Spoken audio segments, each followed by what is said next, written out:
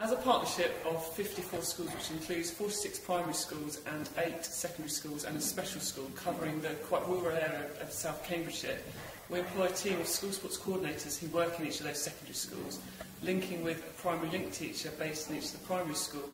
It brings sport to the forefront of the day, really. Every day there is clubs going on, so the young leaders and the young ambassadors are involved in running them and organising them.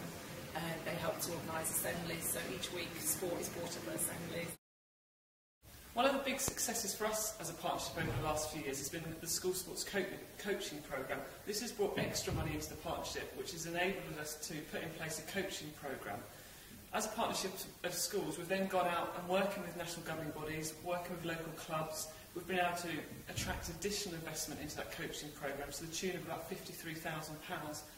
That's enabled us to employ a team of 10 part-time and full-time coaches who have then been able to deploy in schools across the partnership. Ready, here it comes, Josh. Ready? Can we save? Can we save? Oh, he's gone straight in the goal. Yeah! You're going to score in this goal. Big, big kick. On the floor. On the floor. Good man. Hey! Oh, what a goal! Straight in the corner. In Year 6, I was a very unconfident swimmer, and I came here to do the top-up initiative lessons, and it really helped me because it made me realise how much I was missing out on, and consequently my mum and dad now have enrolled me in swimming lessons at Parkside in Year 6, and I've become more confident. And now I'm doing rookie lifeguarding course at Parkside, and I still do a lot of swimming regularly every weekend.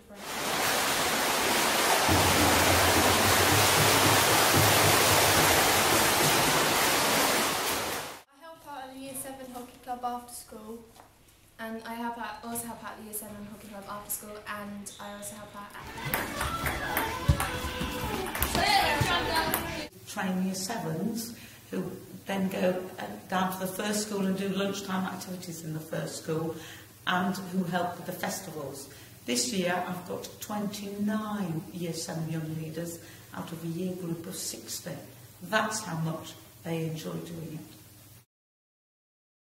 Every school in the partnership now has its own leadership academy where we take the best of the leaders, so to speak, and we offer them additional support and training to really support them with becoming the best leaders that they possibly can. Last year we ran a total of 76 festivals and competitions and engaged over 8,000 young people in those events. A key part of our work is around leadership and volunteering, and really helping to grow the coaches and the officials and the volunteers of tomorrow. I found that I've got more confident and I'm able to speak out loud to people. Yeah, I'm better at presenting to groups because I was very shy about doing that at first. I've seen PE flourish, and at the moment it's on a high in my view. I've never seen so many children taking part in a variety of activities and the confidence that they get from doing that.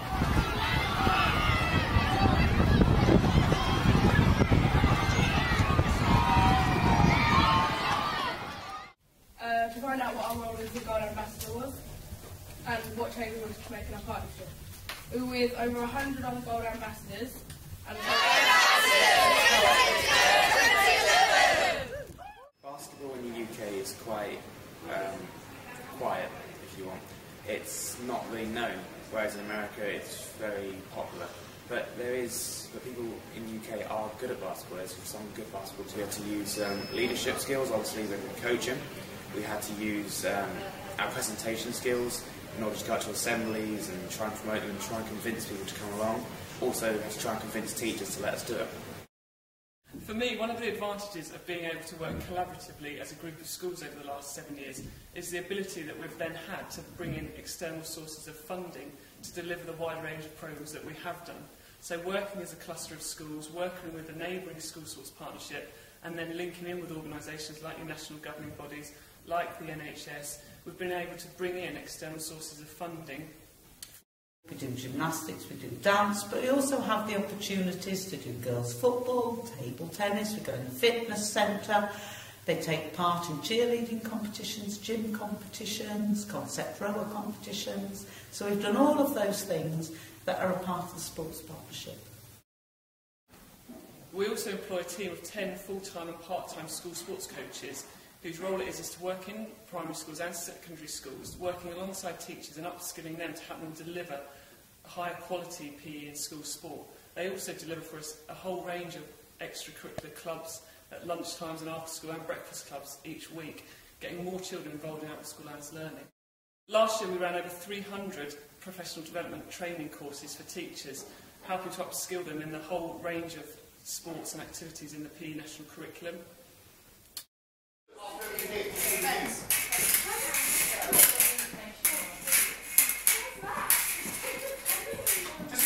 What I always do is dribbling around. Okay, a couple of weeks ago we did a little bit of work on tricks and turns. Do you remember? Yeah. Okay. Yeah. So what we'll do is we'll just continue with that. It encourages the kids, you know, to come and take part, even if they don't necessarily like that sport.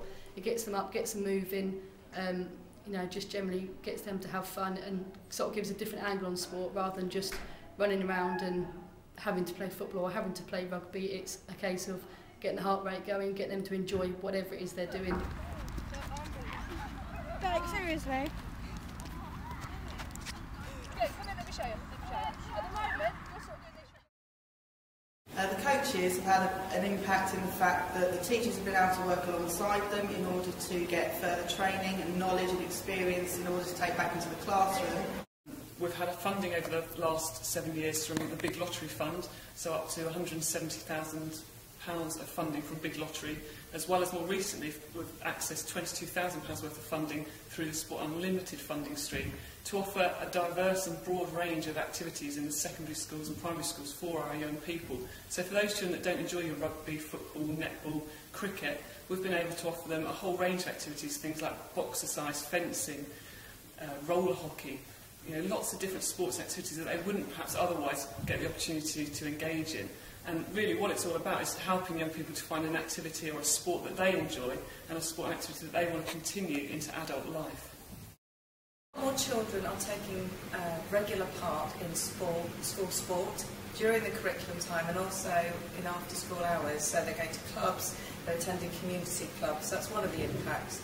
Another impact at Melbourne Village College is that we've started a leadership academy so that young people are learning to be good leaders and good role models to their peers and to younger children, to try and lead sports clubs, help along teachers, and they are even designing their own websites. Originally it was traditional sports that had the most play, and even so it's still very important. A lot of children like to take part in the traditional sports such as rugby, hockey, netball, football and so on.